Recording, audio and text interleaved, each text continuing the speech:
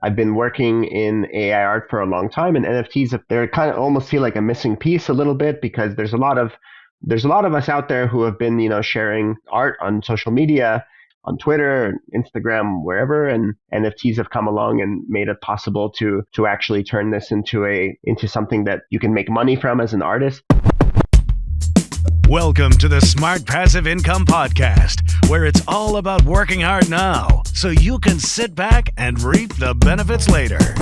And now your host. He thinks the 16-inch MacBook Pro with the M1 Pro chip's the best machine ever created to date, Pat Flynn. Now, you've probably heard of words like cryptocurrency or the blockchain, Ethereum, and of course, NFTs a lot lately. It seems to be all the talk within a certain group of people. And then everybody else on the outside, it just sounds like another language. And that is definitely me, and perhaps definitely you. However, with as much chat about it, and with people like Gary Vaynerchuk using it as utility within his business, I can't help but be more curious about what this is and see if there's any application here. Which is why I'm really excited to bring on Justin and Gene today from BrainDrops.cloud. They're a couple NFT artists, in fact. And before we potentially have people like Gary Vaynerchuk on and others to talk about NFTs and applications in business specifically, I wanted to hear from where this is being used from right now, mostly, which is in the artist community. How might this help the artist? And what are some of the rules, or what are some of the basics? What's some of the foundational things that we, as sort of regular folk, if you will, can understand about it so that we could see what the use case might be? Now, obviously, we are very early on with this, and a lot of people are talking about it like many people spoke about the internet back in the mid-1990s, or how they spoke about the cloud in the early 2000s and other things that eventually became a part of our everyday lives. And I do envision a future where NFTs and blockchain and crypto are going to be a part of just the everyday language for people, but we're definitely not there yet.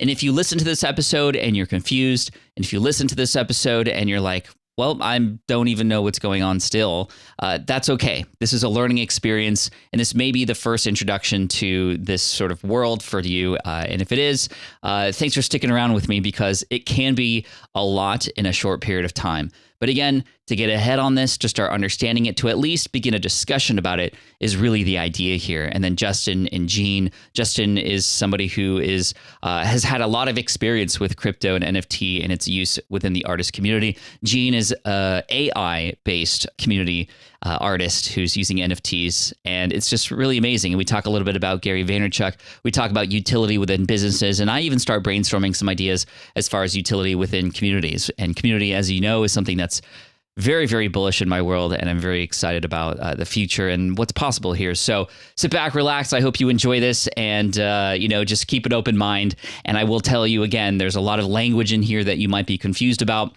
but this is the start of hopefully a discussion and more clarity with this down the road. Hey, Gene. Hey, Justin. Welcome to the Smart Passive Income Podcast. Thank you both for being here today. Yeah, absolutely, Pat. Thanks for having us. Yeah, thanks for having us.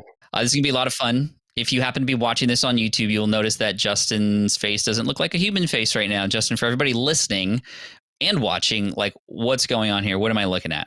Yeah, so I feel like it's kind of appropriate. We're talking about the metaverse and getting into rare digital assets and these things. So I figure, well, lately in general, I've just been wearing it regardless, but it seemed appropriate today. But it's Face Filter, cryptonovo.io. I think they pretty much will do like anything you want in terms of like animation. I think a lot of people are going with their NFTs. They're obviously the NFT PFP space has kind of blown up in recent time. So I think a lot of people want to take their digital identity that they have on Twitter and then move it into the video realm of however that looks, whether it's inside of VR or if it's just on like video chat. Yeah, I mean, it looks really amazing. It's tracking with your face. I mean, you're not hiding your identity though, right? Like this is just, or are you?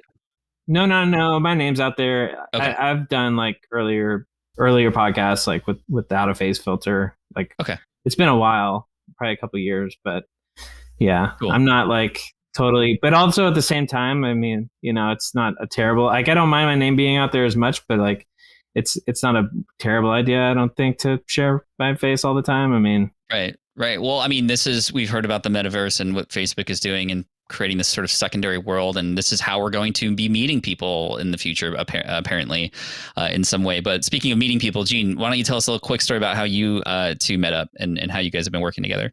Sure. Yeah.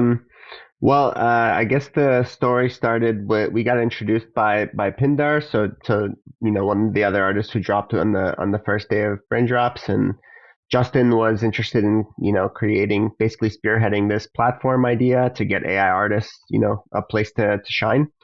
And I've been working also on other projects related to NFTs. I've had this project in the pipes for a long time called Abraham, and also just releasing NFTs and being active in AI art. So this, of course, was the whole idea, was to make a platform for AI art. And so I think the combination of those things kind of connected us, basically led Justin to me. And I was super into the idea from the beginning because I've been working in AI art for a long time, and NFTs, they're kind of almost feel like a missing piece a little bit, because there's a lot of us out there who have been, sharing, art on social media. And this doesn't just apply to AI artists, but since we're, it's just digital artists in general. But for our case, like, I know a lot of AI artists, and we've all been sharing on Twitter, Instagram, wherever, and NFTs have come along and made it possible to actually turn this into into something that you can make money from as an artist. And so, the platform for AI artists was missing. There's and for actual, because there's now been a handful of AI art projects that are propping up, but they're usually led by entrepreneurs, and or maybe like the artists don't necessarily have a way to plug into that unless they're also entrepreneurs. And so this kind of lets artists be artists and release NFTs to collectors and kind of focus on the art. And so I think it made a lot of sense, from the beginning. Thank you. And, there's probably a lot of language that the audience listening or watching right now is just not understanding. So I definitely want to bring this back home, but that already has provided a lot of clarity into, why this is important, right? There's a lot of people creating, but not necessarily people being able to validate ownership of certain things, as well as to be able to, generate income from their art and their work. So this is a great thing that's happening. I know this. However, a lot of us on the outside, and I'm definitely on the outside, still feel like just there's this huge tsunami of randomness coming out of nowhere, it seems. And it just feels like there's like a new language now. And it's like, is this even real? Like, it doesn't even make sense. And of course we hear those examples like, wait, you can own a digital piece of art. Like, what is that even? Like, I could take a picture of it and look, it's on my phone now. Like, look, I own it now. And it's like all these arguments against it, right? That just like the normal person like myself do not understand. So Justin, can you give us like layman's terms as far as like, how could a digital asset be rare? Like, how does this work, and how is it used? Break it down for us if you can.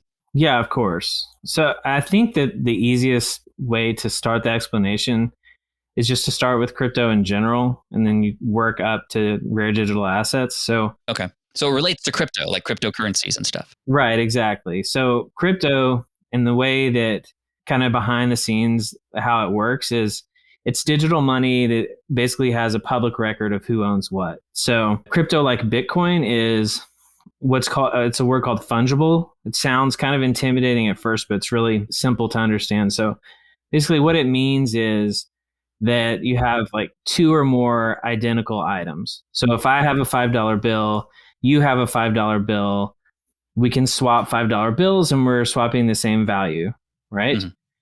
But when it comes, and we don't need a middleman like a bank to transfer value to each other. So that's one of the biggest things that people find cool about cryptocurrencies, is that you don't have to have this middleman or a bank or a quote trusted third party, right? Right. That's where the word decentralized comes from, right? It's absolutely. Yeah. Okay. Yeah, absolutely. And so Bitcoin kind of came along, introduced us to that concept. And then after that, there was Ethereum that kind of expanded upon Bitcoin with these things called smart contracts. And so with smart contracts, you can use the Ethereum currency to trade for another asset on the blockchain with no middleman, but didn't have to be a fungible asset like the $5 bill to $5 bill example. It could be, I have a piece of art and you decide that it's worth however much money to you, and then you trade me your Ethereum currency, and then in exchange, without having to have a middleman in between, the art that I am selling or the rare digital asset that I am selling is transferred to you. And so that's really where the idea behind NFTs, and that's what NFT stands for, is a non-fungible token. And the NFT is basically just a token to verify the ownership of these rare digital assets. And they're rare because you can trace the origin on the blockchain. It's public, and you can trace it all the way back to the creator's wallet. So actual ownership, that's where the smart contract thing comes into play, right? So, Gene, give us an example of a very basic example. I am an artist. I want to create, and then I want to turn it into an NFT, and then we can kind of go from there. Yeah, I guess there's a few ways of doing it. I'll maybe start with the most straightforward. Like if you're a digital artist and you're making a lot, I should say this isn't strictly speaking just for digital artists. There's ways for analog artists to plug into this system. It's definitely slanted towards digital art because we're the digital assets in some level. So there's kind of I think at least for now, it's digital art is most prevalent here. But let's say you're an artist and you're creating these digital assets and you'd like to be able to sell them as artworks, and you can mint an NFT on the Ethereum blockchain, which represents that the ownership of the actual asset. So it's a JPEG or an MP4 or something, and it can be minted in a variety of ways. So like usually the most straightforward is to mint it on a platform. So there are open platforms, for example, like OpenSea, Rarible. So you just need an Ethereum wallet and some Ether to be able to do that. There's also some platforms which are either not open but kind of invite only or curated. So they might come with a like a collector base or something like that. So probably the most well-known one is Super Rare, and there's lots of others. So you can mint on those, and then there's also the beauty of Ethereum is that it's all open standards and protocols. So the harder route is that you can actually do it all yourself. You don't need a platform in order to mint NFTs onto Ethereum. Now, without the help of a platform, it's a little bit more technically, you have to figure out how to do that, but it's certainly not rocket science. It's something that lots of people have done. There's a lot of NFT projects out there that are trying to, plug directly into the Ethereum. You don't need an OpenSea or a, Super Rare in order to do so. But the most accessible, are those platforms. And, the trade-off is that OpenSea, for example, OpenSea takes a small royalty, out of your sales. Sure. Okay, so I'm a digital artist. I create a piece of artwork. It could be anything, right? It could be a 3D rendering. It could be on Microsoft Paint. I mean, it could be anything, right? And then I put it on one of these platforms, and then it just like, I know it doesn't, but like it just sells millions of dollars, right? No, probably not. I know some of them have. I mean, there's been very popular ones in pop culture that have sold for millions of dollars, and why? Like, maybe let's answer that. Like, why are these selling for so much? And like, what's the idea there, Justin? Oh, wow. So just to give a little backstory on me a little bit. So like in 2015, I was tinkering around with virtual reality and art, kind of seeing how the technology could intersect with the art world. Art and tech have always been interests of mine, in addition to finance, really.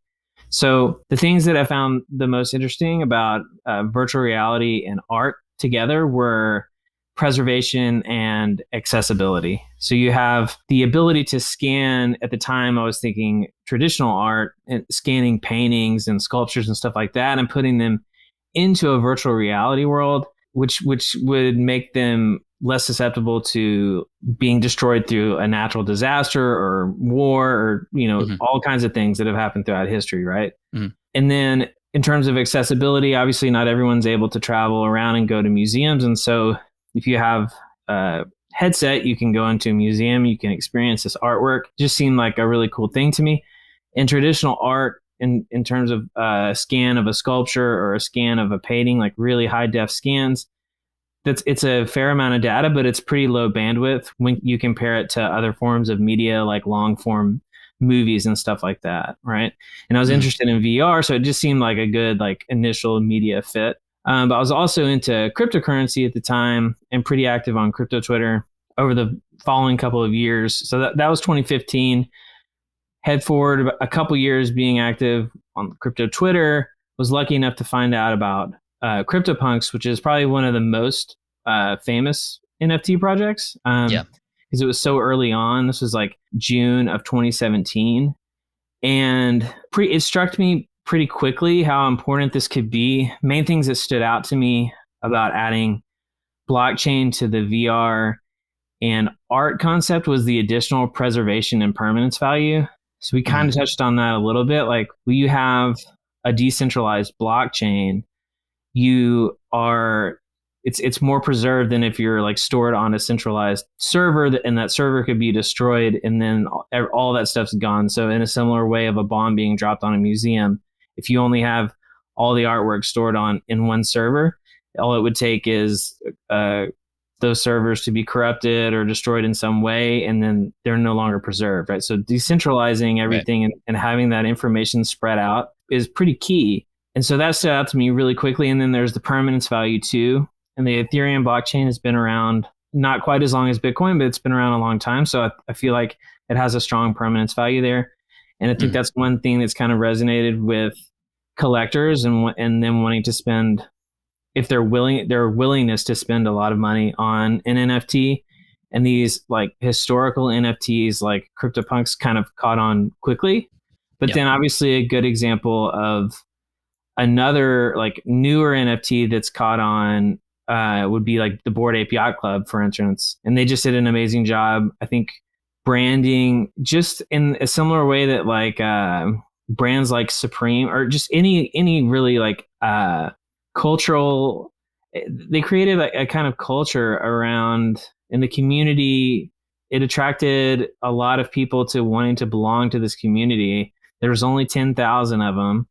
And 10,000 seems like a lot, but it has ended up being like the most popular number for these profile picture projects because it's just tended to work in terms of like the supply and demand. And maybe it's just having to do with like how many people are interested in NFTs now. We're still, we're a few years in, but we still are pretty early into the ecosystem. And I think it's kind of a scramble because a lot of people are really interested in technology.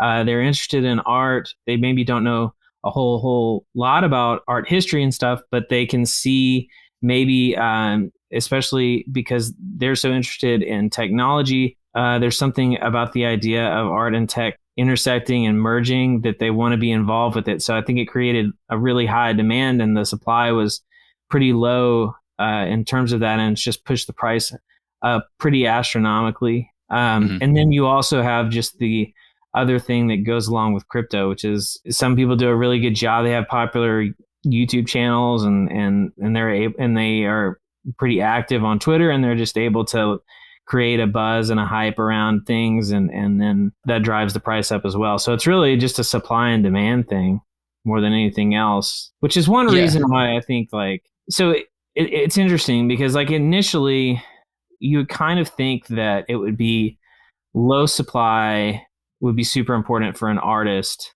to, keep their supply down. And that's always been like the intuitive thinking, I think, for like at least the initial couple years for me. But then I saw there's a platform called Art Blocks, which is kind of like the basis. It's really what inspired our platform with BrainDrops, because I saw how interesting it was. It's generative art as well. So ours is AI generative. They have algorithms, but the idea is you have a collection. And the cool thing about generative art is that you're able to create lots of different pieces, but they all can like have a cohesiveness. And so it's kind of similar to back in the day when an artist would have a whole, like, say they wanted 1,000 editions of a painting that they did or a piece that they did, and they would all be the same, but they would just be numbered. Well, this is a way to have like a 1,000 piece collection, but everyone gets their own unique piece.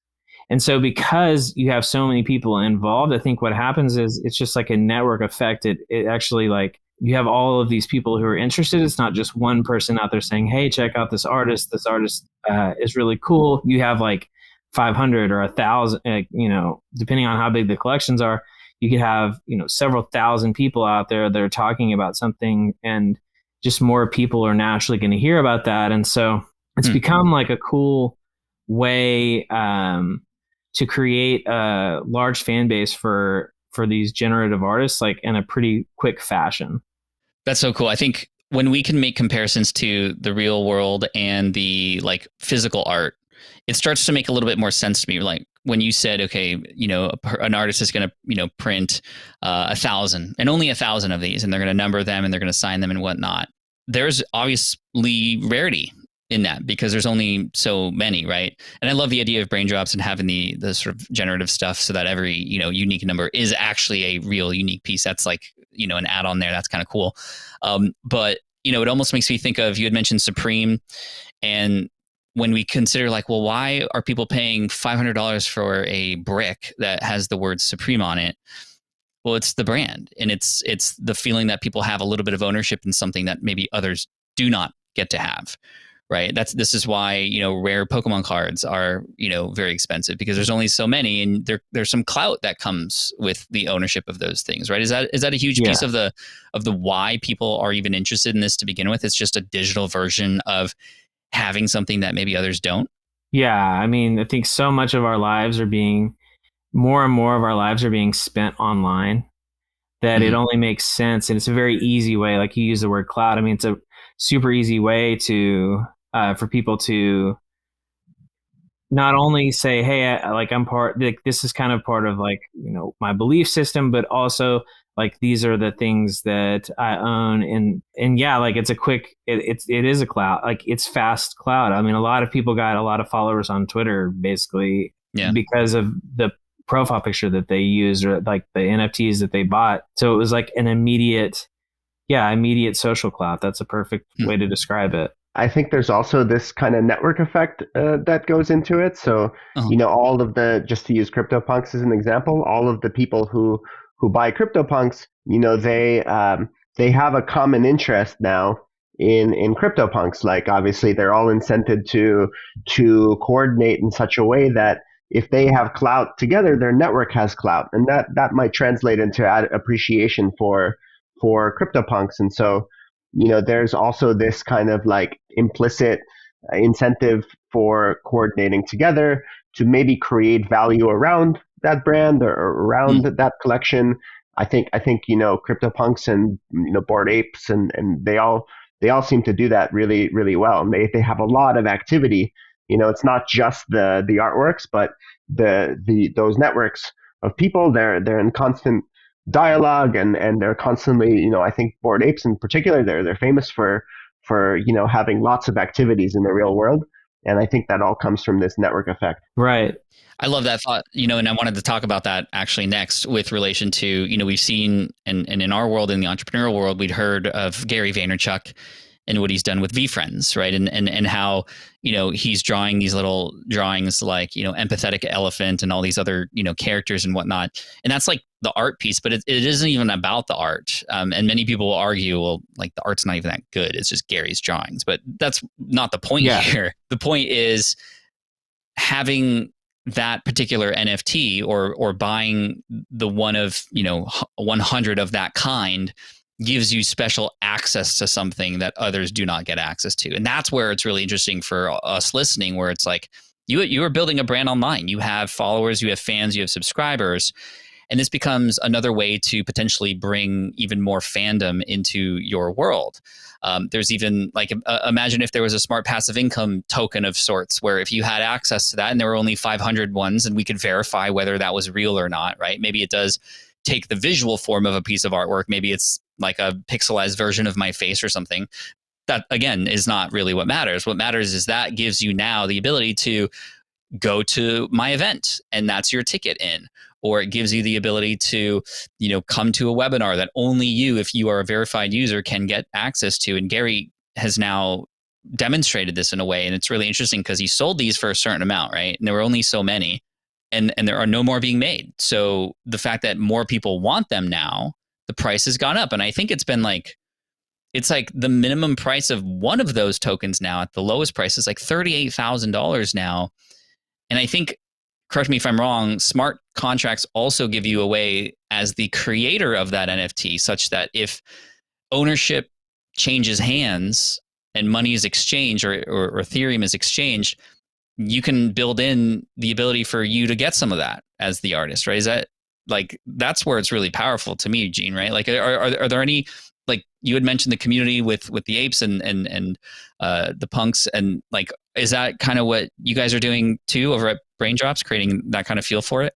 I think so. Yeah. We certainly inherit a lot of those same incentives and properties.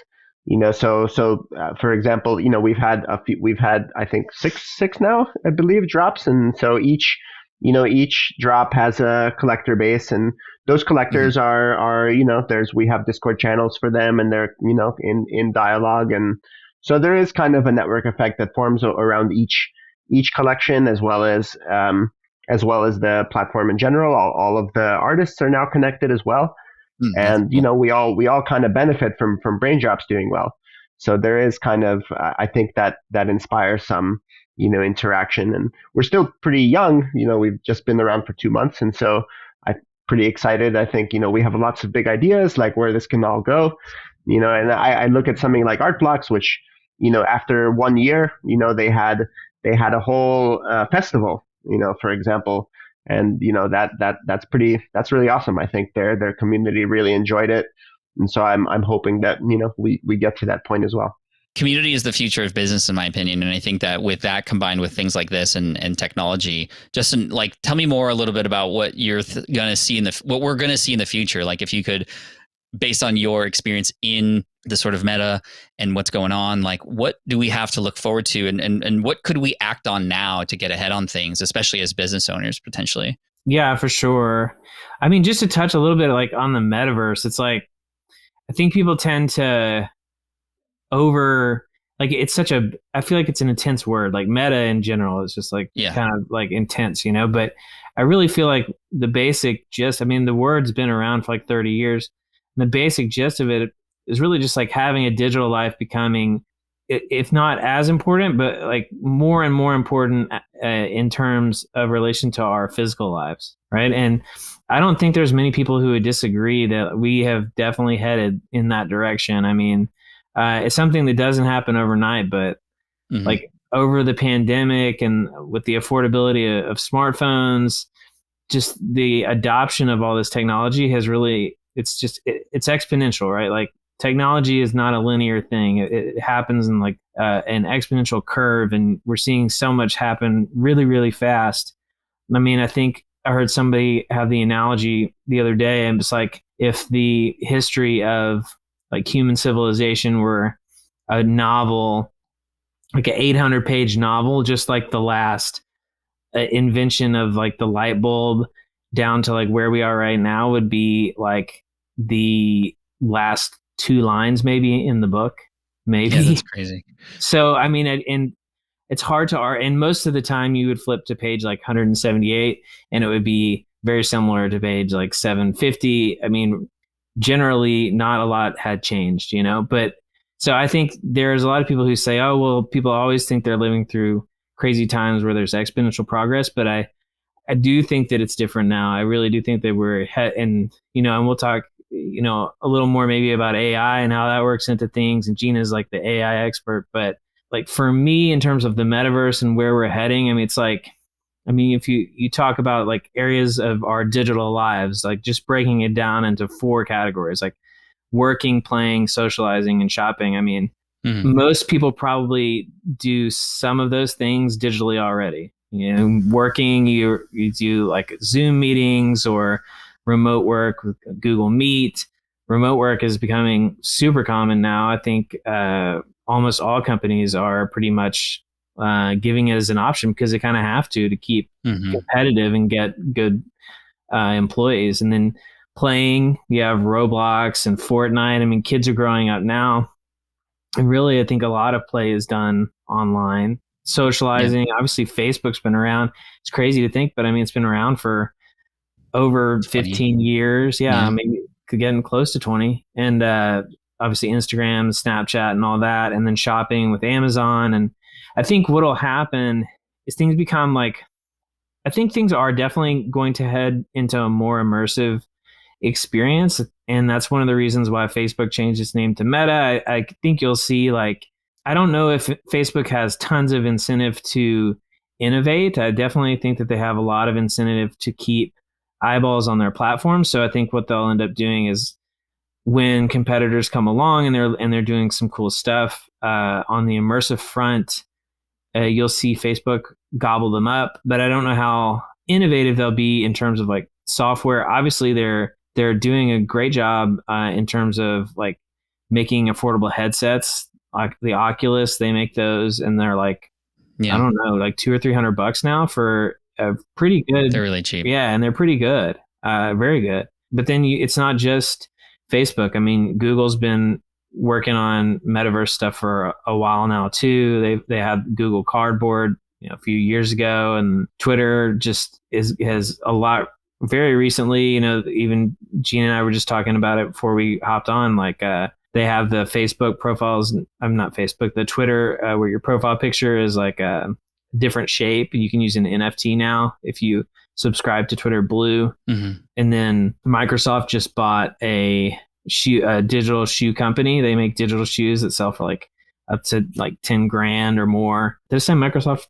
I meant Nike. But yeah, Microsoft's been around doing HoloLens for a while, and Microsoft just bought Activision, which is like a game company, and Walmart is getting into selling rare digital goods too. So when you see these like big companies getting involved and like seeing that things are going to head towards more immersive experience, I think it raises a lot of eyebrows, and it makes you think things are definitely heading this way. So maybe, I mean, I think it's I understand. I do, because like I remember years and years ago when I first heard about Bitcoin, I thought it was like the dumbest thing. I mean, I did not understand it. Like I thought, well, when I heard about it, Bitcoin was like $3, and I was like, how could this be worth more than $1? I didn't understand there was a supply cap or whatever, but I was just like, this doesn't make any sense to me. It wasn't for like a few years later till I came back and like actually gave it a chance and like, let somebody explain it to me in more detail. So it's a human kind of inclination, I think, to write things off that you don't necessarily understand right away. But also at the same time, it's like when enough people are talking about something after a while, I mean, I would say just keep an open mind, I think, and don't feel like you've already been left behind. And there's still so much left to be built and so much left to take part of. I mean, we're still in like just such early times. Obviously, prices have ballooned, and we're like in a crazy bubble right now with prices. But like with BrainDrops, I mean, we try to keep our prices low. Like you say, I think there's an opportunity building in those secondary royalties. Like like with our pieces, we price them at like 0.1 ETH, which is around $300 right now, which obviously could be seen as not affordable to some or super affordable to others. It's relative, but in relative terms in the crypto market, it's affordable. And we kind of see the opportunity of the blockchain and having like the secondary royalties for the artists and for the platform. Like we're cool with that, right? And kind of letting the collectors and the artists, all of us, grow together, because we see AI art as being a movement and are in this for the long term. I've seen artists that have been around for years. They sold pieces for like $20 in like X copy, for instance, and now his pieces are selling for like, he's got pieces selling for like $6 million, and the royalties that he's making from them, just like that one piece, is more than he made in the first couple of years selling all the pieces that he ever sold. Right. So it's really cool to see the artists be able to benefit as they become more popular, be able to benefit from some of those secondary royalties. It's something that it could maybe like they could try to replicate it in the traditional world, but you don't have to worry about the verifiability and everything when it comes to the technology and blockchain. It just makes it like super easy. And it's also verifiable. You can see okay, that money went to the artist. Okay, good. Yeah.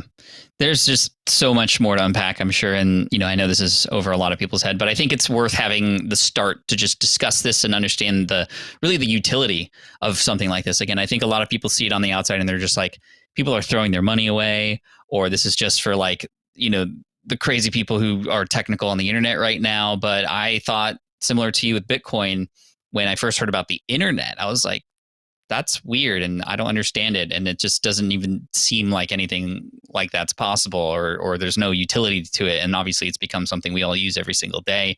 Yeah. And now crypto is becoming something that is becoming a part of everyday language, and people are starting to understand that. So, a big lesson here is like, be open to these things that are happening and understand what the utility might be, because we are definitely headed in that direction. I think there's some scariness too with some people. A lot of people go, if we're all in the meta, does that mean we're just all sitting in chairs at home and not getting any exercise, and people are forgetting to eat? And it's like movies that we often see, and Hollywood likes to black mirror a lot of this stuff sometimes, but there are some good things. And I think for right now, we're seeing some really good things happening to artists who had once deserved a lot of credit and once deserved a lot of fame for their work, and now because of the verification of the ownership of a lot of these things, that's really cool. Gene, how do you like, if somebody's like telling you, yeah, I own one of those things, like how can you actually verify that they're being truthful about that? Like, I'd love to know how that works. Like if they say they own a particular NFT? Yeah, because I could say I own anything, and like, I mean, you just have to believe me, but is there a way to like check on that, or how does that work? I guess there's different levels of security. If someone, the actual ownership is publicly available. It's you can read the blockchain. There's different services like Etherscan, for example, that lets you verify that a particular address owns a particular, NFT, let's say. Now, now, of course, like, that leaves open, maybe that leaves open the possibility that someone lies about them having that address. So if you really need to know, then there needs to be some kind of a way that someone can prove, and there's a bunch of different ways of doing that. A lot of it right now, I would say, is kind of just reputation based. It's kind of like with Twitter. How do you know that even without verification, like how do you know that @Gene Kogan on Twitter is me? Sure. There's kind of this, well, there's a network effect. Enough people seem to believe it that that you can more or less trust it. And if you have different levels of trust settings, you can escalate that process of verification to all the way up to, providing a cryptographic signature that proves that you own a particular address, which is like the most extreme version of that. But usually it doesn't need to get to that.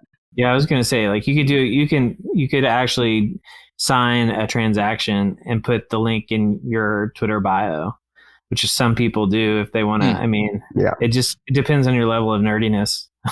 Really. But yeah, I mean, everybody listening, if you want to, explore this a little bit more, you could obviously check out, is it BrainDrops.com? .cloud. Got it.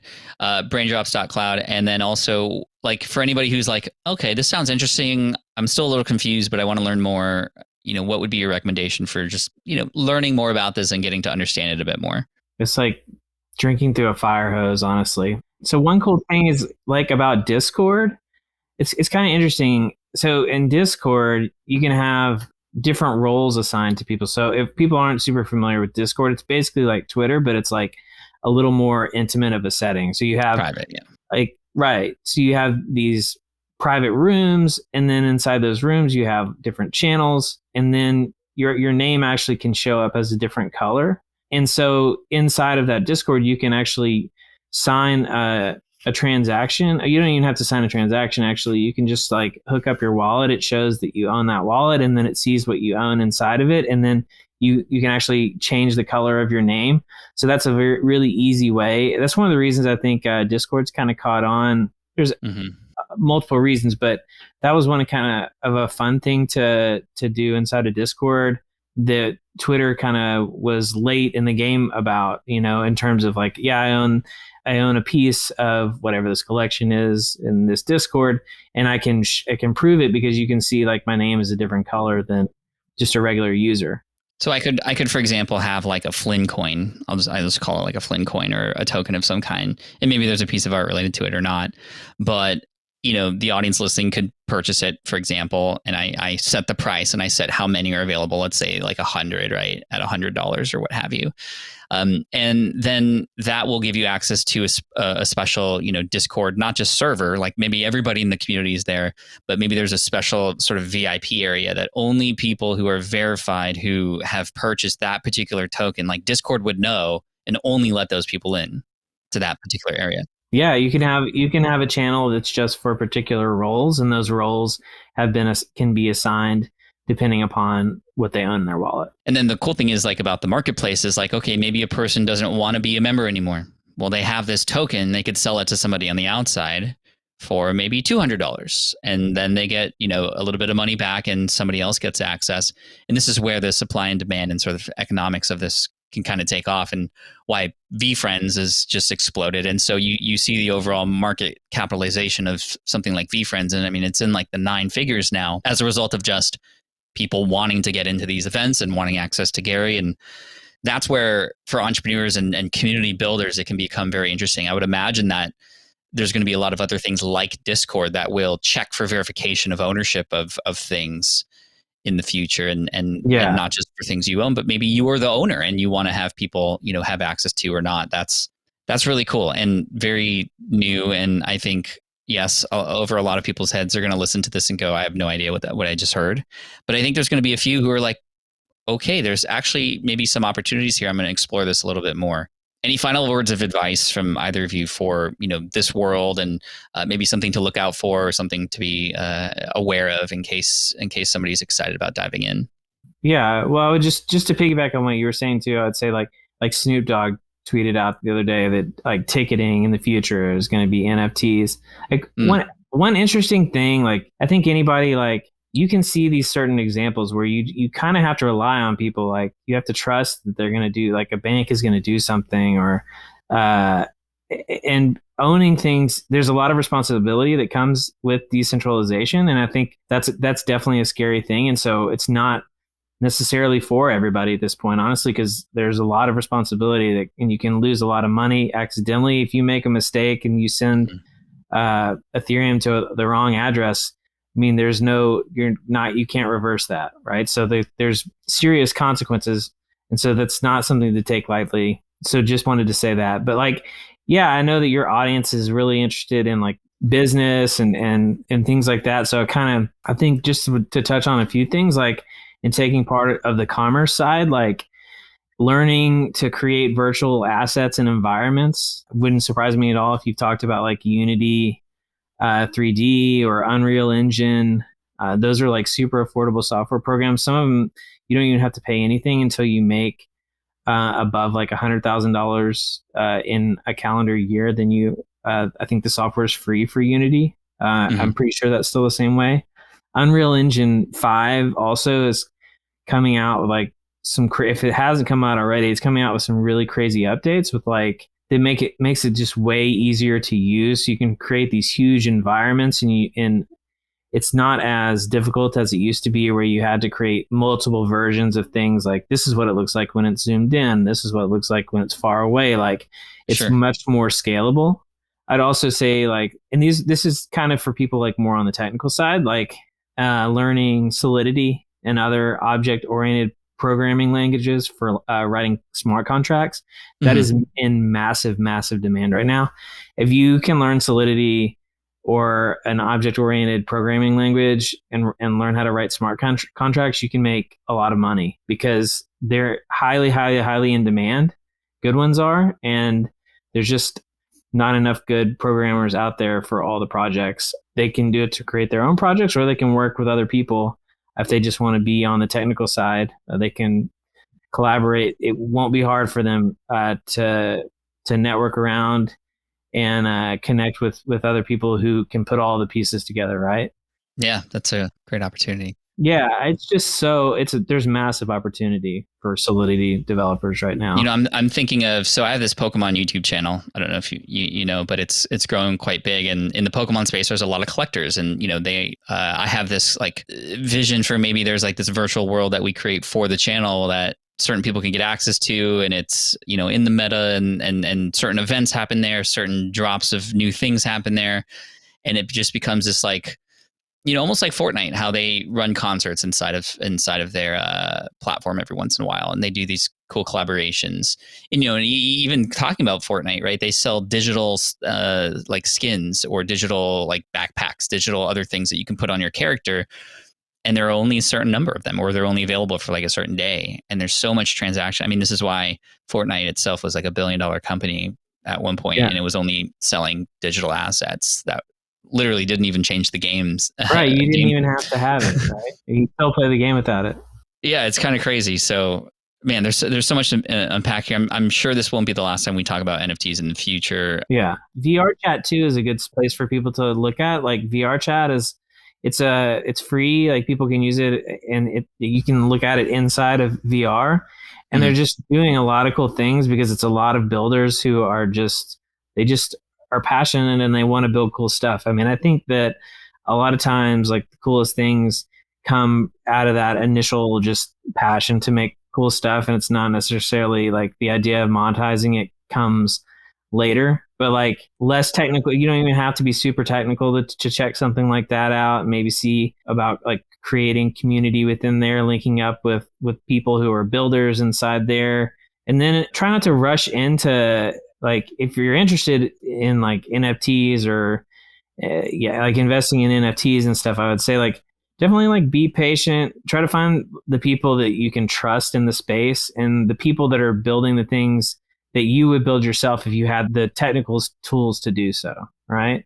And then as time goes on, like the barrier to entry for creatives is becoming lower and lower as these tools become more and more intuitive. And I think that's something that, like, especially Gene and I being like in AI, it's like it's super exciting for us to see people who are less technical but have like just amazing ideas for creating stuff. I mean, I don't think it's going to be super far off where you see, instead of like a Netflix curating and saying, hey, you liked that show, check out this show that we have in our catalog, but like literally like on the fly creating something that's like custom and tailored specifically to you through AI, through the use of AI.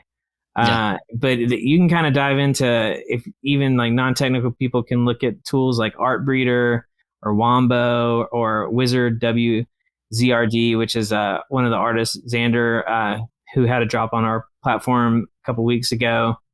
There's tools out there that people can play around with who aren't super technically savvy too, but they want to get involved, right?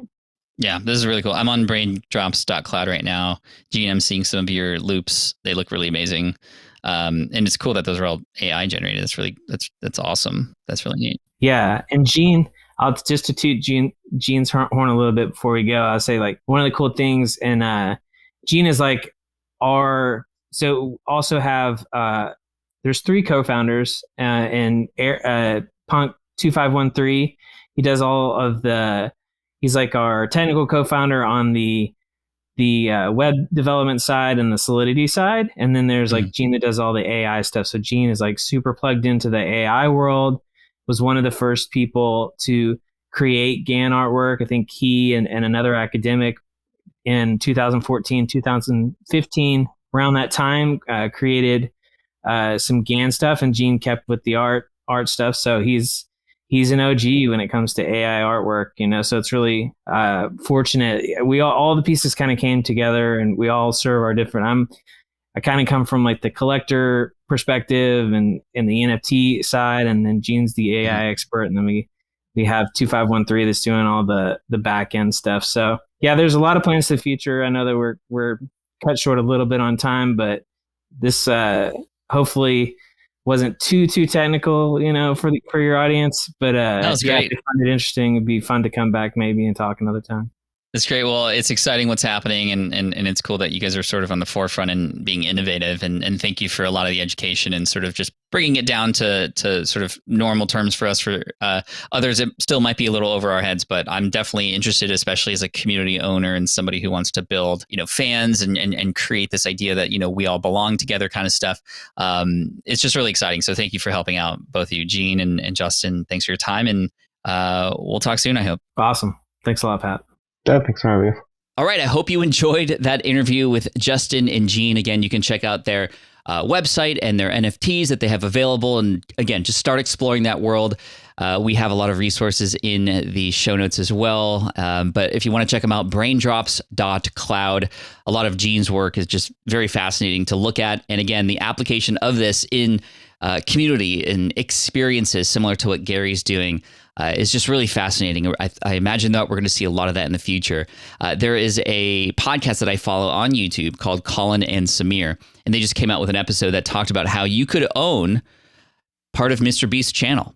And whether that actually happens or not is not the thing. It's like, well, that is possible. And how you could actually sell your assets as a creator through the world of blockchain and NFT. And again, just starting those gears going on. And sometimes it just makes me more confused. Other times I get really jazzed about it. And again, this is just the start of a discussion, and I wanted to get the artist's perspective first. We might interview people like Gary V and others who are using this in business later, and would love to hear your thoughts. Let me know on Twitter @PatFlynn and on Instagram @PatFlynn as well. And again, thank you for listening in. And Justin, Gene, I appreciate your time today, and you're the best. So thank you so much. The show notes are available at smartpassiveincome.com/session555. And I look forward to serving you next week, where we're speaking with somebody who knows a lot about NFTs, but we're not going to dive into that mostly. It's mostly about how to grow and start a business from scratch and how to best validate your ideas, which is obviously very, very important. So make sure you subscribe, and we'll see you then. Cheers, peace out, and as always, Team Flynn for the win. Thanks for listening to the Smart Passive Income Podcast at smartpassiveincome.com.